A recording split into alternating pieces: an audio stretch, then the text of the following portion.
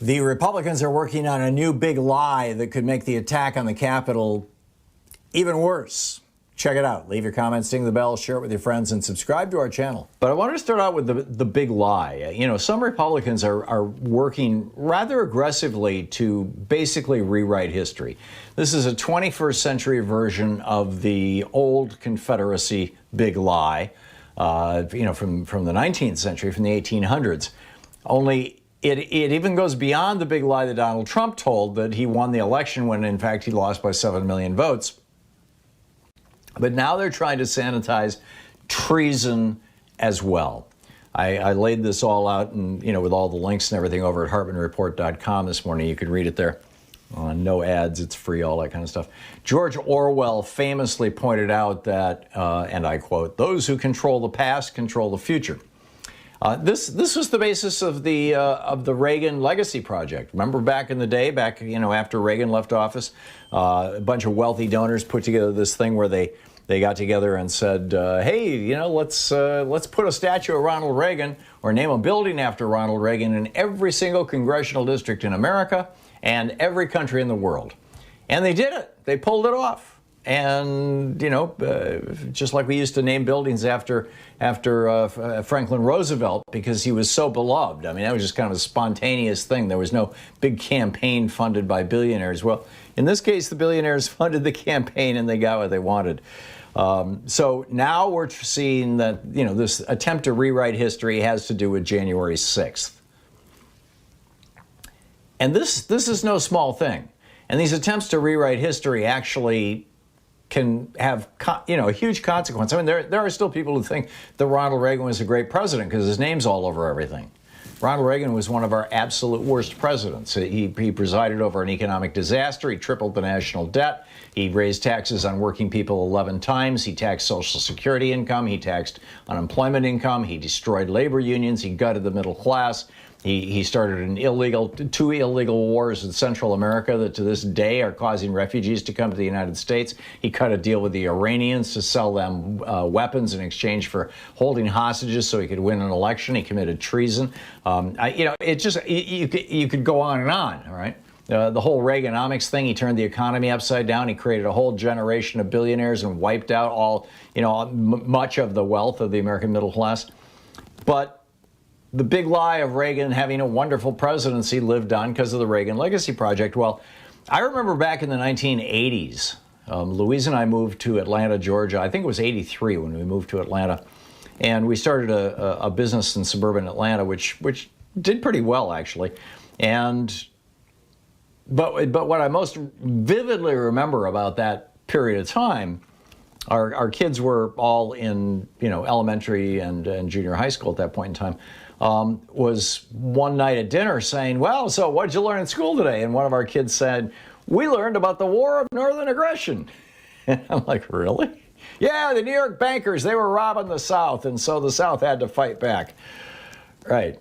This is what happens when history is allowed to be rewritten for over a century. Keep in mind, we were, we were living in, and our kids were going to school in the Newt Gingrich's district in Marietta, Georgia. But that's what's happening again today. Over at the Washington Post, Mike Urbanus and Jeremy Barr and a few others wrote this remarkable piece. I put a couple quotes from it in today's piece over at Hartmann Report. Instead of an attempt to overturn the election, they wrote, by radicalized Donald Trump supporters, the attack on January 6th was actually a choreographed attack staged by Antifa provocateurs, rather than an armed insurrection. It was a good-natured protest spoiled by a few troublemakers. And instead of a deadly event that put the lives of hundreds of lawmakers, police officers, and others at risk, the riot was no big deal at all. This, again, from the Washington Post. A legion of conservative activists, they write, media personalities, and elected officials are seeking to rewrite the story of what happened at the Capitol on January 6th, hoping to undermine the clear picture of the attack that has emerged. 6 weeks after the attack, some are taking advantage of fading memories and unanswered questions to portray the riot in a different, more benign light. So now we have Democrats actually trying to put together a commission to look into what's going on. And basically at every effort, they're thwarted. Every time they try to put this thing together, or, when the congressional, there's several different congressional committees that could be looking into this. And there's one small subcommittee that seems to be doing something. But basically every time the Democrats try to do anything, from subpoena somebody to whatever, the Republicans object to it and turn it into a whole procedural thing. And gee, it'll take a month to sort this one out. And so, we still don't know what happened. I mean, you've got this memo from Chris Miller, the Trump toady. Remember, after Trump lost the election, he basically decapitated the Pentagon, put a whole bunch of new people in the civilian positions in the Pentagon. Chris Miller was one of them. He wrote this memo on January 4th, 2 days before the attempt to end democracy in America, the coup d'etat, and said, without my subsequent personal authorization, the D.C. National Guard is not authorized to be issued weapons, ammunition, bayonets, batons, or other ballistic protection, to interact physically with protesters, to employ any riot control agents, to share equipment with law enforcement agencies, to use intelligence, surveillance, and reconnaissance, to employ helicopters or other air assets, to conduct searches, seizures, arrests, or other similar law enforcement activity, or to support or to ask for support from any non-DC groups. So here's this new story.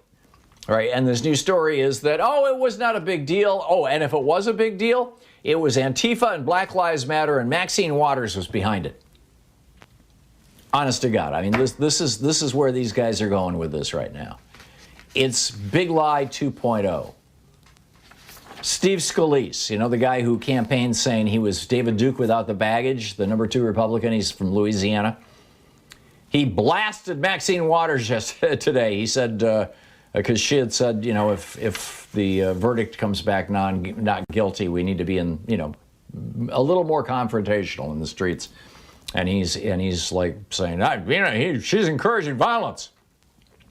And they said, well, what about, when Trump said, you got to fight like hell, go to the Capitol? He's like, oh, no, Trump never said that. No.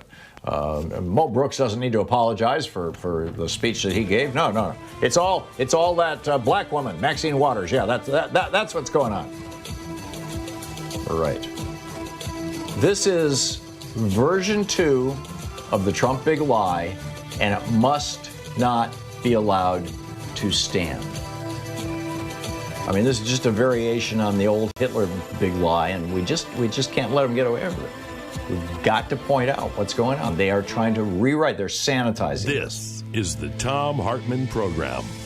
They are January 6th was an actual attempted coup d'etat. It was an attempt to end the government of the United States. We need to say it up front, say it out loud, and say it repeatedly.